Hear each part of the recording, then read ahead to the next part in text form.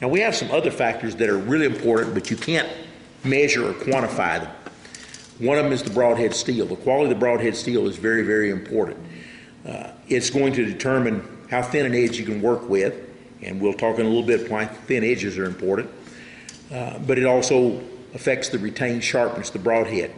Your broadhead really, after you penetrate the animal, should be virtually as sharp as it was when you hit that animal.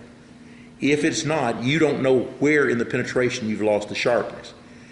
Now, a really interesting experiment is to take a fresh pig hide that's been walling in the mud and hang it up, and take a broadhead that's got a hardness in the mid-40s, which is pretty common. Ones that easily file sharpen.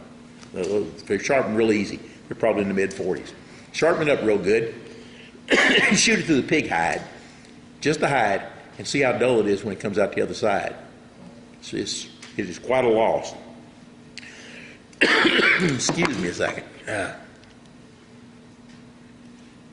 Our next factor is the length of the cutting edge, and the longer the cutting edge, the longer the tissue is in contact with it.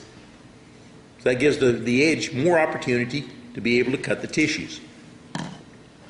The angle of attack is a really important one, and it's a hard one to get people to understand. The best way to think of it that I've found is that if you put a steak on your plate and you take a really, really sharp steak knife and you start trying to cut it this way, it's pretty hard to cut that steak.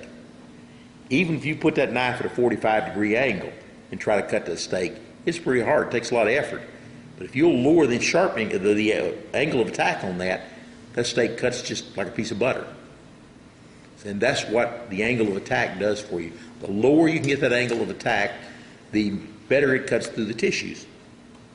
The angle of the edge bevel itself is a big factor, because that angle of the edge bevel is also an inclined plane, and it has a mechanical advantage just like your broadhead does.